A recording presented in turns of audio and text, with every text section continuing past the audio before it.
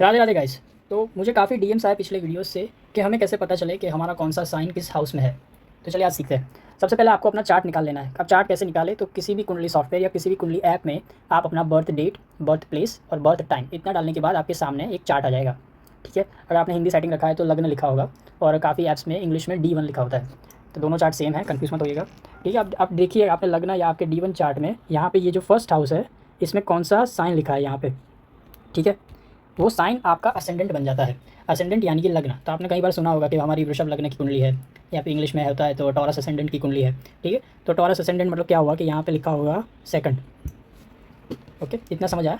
अब हाउसेस और साइंस में डिफरेंस क्या है? हाउसेस और साइंस में यही डिफरेंस है कि हाउस जो है वो सेम रहेंगे हमेशा, चेंजेस जो होगा वो साइंस में होगा। इसका मैं एग्जांपल दिखाता हूँ कि जो जैसे अभी जो मैं नंबर लिख रहा हूँ वो हाउसेस के लिए है। तो हम थोड़ा कलर चेंज कर रहे हैं। तो ये जो नंबर्स है वो हाउसेस के लिए है। 1 2 3 4 5 6 7 8 9 10 11 और 12। ठीक है, और जो आपके चार्ट में जो नंबर्स दिख रहे हैं वो साइंस के नंबर है। तो मान लीजिए कि आपकी कर्क लगन की कुंडली है। ठीक है, इंग्लिश में है कैंसर असेंडेंट, तो यहाँ पे 4 लिखा होगा। और हमेशा हम एंटी क्लॉकवाइज, मतलब घड़ी चलती है उनकी उल्टी दिशा में हम ऑलवेज जाएंगे, लेफ्ट साइड। ठीक है, 4 5 6 7 8 9 10 11 12 और 12 के बाद हम वापस 1 पे आ जाएंगे, 1 2 और 3। तो ये क्या हो गया कि इसका मतलब क्या हुआ कि मेरे फर्स्ट हाउस में कैंसर साइन है, मेरे सेकंड हाउस में लियो साइन है, मेरे फोर्थ हाउस में लीब्रा साइन है।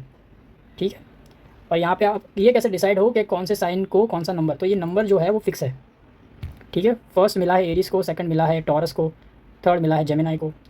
इसी तरीके से हम कुंडली रीड करेंगे। अब एक एग्जांपल लेते हैं, क्योंकि आपके सामने नंबर जो होगा वो हमेशा साइन का होगा, हाउसेस का नहीं होगा। इसलिए हाउसेस आपको याद रखना पड़ेगा कि ये मेरा फर्स्ट हाउस है। ठीक है, चलिए अब हम थोड़ा एग्जांपल्स लेते हैं कि मान लीजिए आपका नंबर कुंडली में फर्स्ट हाउस में लिखा है 10। तो ये क्या मतलब हुआ कि आपका लग्न है वो मकर है, इंग्लिश में हो गया कैप्रिकॉन असेंडेंट। ठीक है, मान लीजिए यहाँ पर 12 लिखा है, तो इसका मतलब हो गया कि आपका पाइसिस लग्न है, मतलब मीन लग्न है या फिर पाइसिस असेंडेंट है। ठीक है, अब सेम वे अगर ये पाइसिस असेंडेंट की कुंडली है तो यहाँ पे 1 आ जाएगा। तो क्या मतलब होगा कि मेरा सेकंड हाउस में एरिस है। ठीक है, क्योंकि 1 नंबर मिला है एरिस को।